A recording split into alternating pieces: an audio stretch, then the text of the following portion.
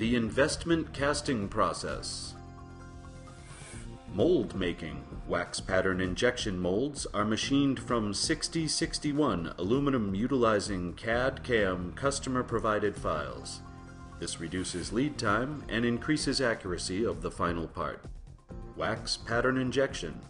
Wax patterns are produced by injecting liquid or paste wax into the mold at 120 degrees. Gating or metal feed systems are built into the mold and are integral with the wax pattern.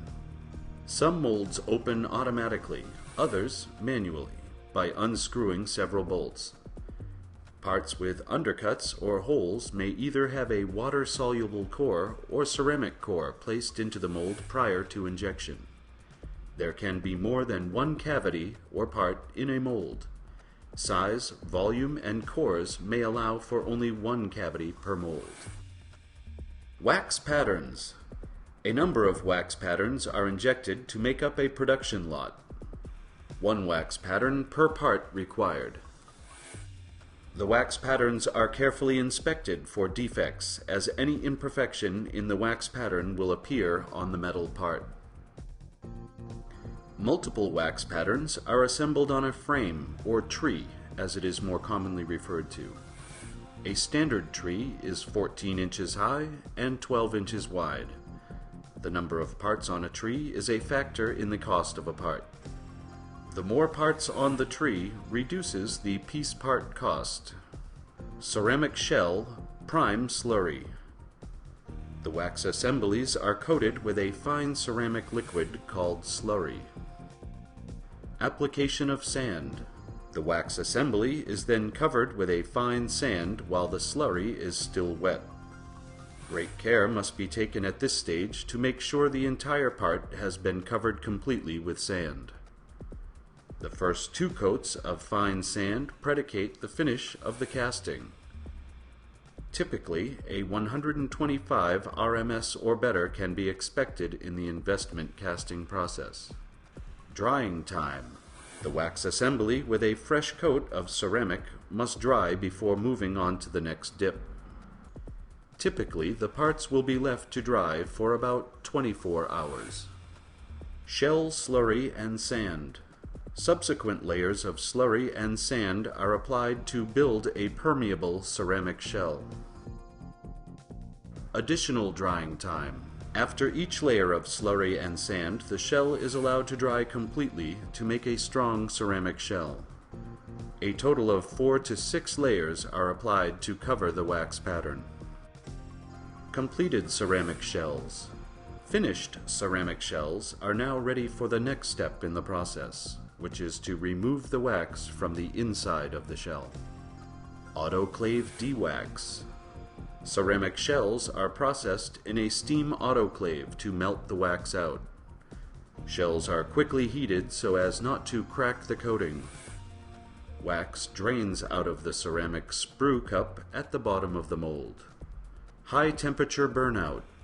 Dewaxed shells are put into an oven that is heated up to 1600 to 1800 degrees Fahrenheit to burn out residual wax and cure the ceramic. Fired ceramic molds. Fired ceramic molds are now ready to be preheated prior to pouring the molten metal. Shells will be heated to 2000 degrees Fahrenheit to reduce thermoshock to the mold when pouring the metal into the mold. Metal casting. Metal is melted in crucible-lined furnaces. The preparation of molten metal is critical to the casting quality. Once the metal has been melted and degassed, it is ready to pour. The metal is poured by hand into the ceramic mold. Alloys are cast at varying temperatures. Non-ferrous, 1350 to 2600 degrees Fahrenheit. Ferrous, 2800 to 3200 degrees Fahrenheit. Post-cast ceramic shell. The metal casting has now taken the shape of the wax pattern and assembly. After the assembly cools to room temperature, the shell will be removed. This is done by either knocking off the shell by tapping on the runner system or vibrating the metal mold. Shell removal. Remaining ceramic is removed from the cast metal assemblies using high-pressure water jet guns. Cut-off. Saws are used to remove the gates and risers. These may be remelted and used for other castings. A metal slug is checked with a spectrometer prior to each heat pouring for exact chemistry of alloy. Gate grinding. Gates are further removed by rough grinding them on a sand belter. Finishing of the casting. Any deburring or hand finishing can be done at this time. Heat treating. Subsequent processing usually includes heat treating to improve the physical properties of the alloy cast. Sandblast finish. In most cases, a sandblast finish is used to blend the surfaces and present a clean, uniform finish. Ceramic or glass beads are typically used. Steel shot can contaminate the surface of aluminum. This gives the appearance of rust on the parts. Therefore, steel shot should not be used with non-ferrous alloys. Fluorescent penetrate inspection. Fluorescent penetrate inspection may be required when castings must meet strict mil specs. This non-destructive testing process will detect surface flaws that may not be visible to the eye. X-ray. Further NDT may also be required. Therefore, X-ray may be used to detect flaws below the surface of the casting. Test bars. Mechanical properties are determined by pulling a test bar on a tensile testing machine. The machine measures the amount of force that is required to break the test bar. Tensile strength, yield strength, elongation. Test bars are cast with each heat, so traceability is available for each cast part. Spectrometer. A spectrometer is used to check the chemistry of every casting lot to determine that all parts produced meet the customer's specifications. Dimensional inspection.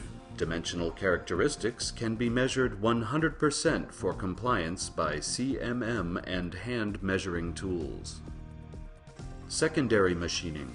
Many foundries have capabilities dedicated to providing their customers with precision machined castings. The investment casting experience. Here you can see that the final cast part is identical to the injection pattern in every detail.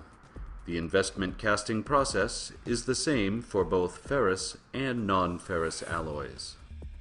Please send Palmer Associates your casting challenge.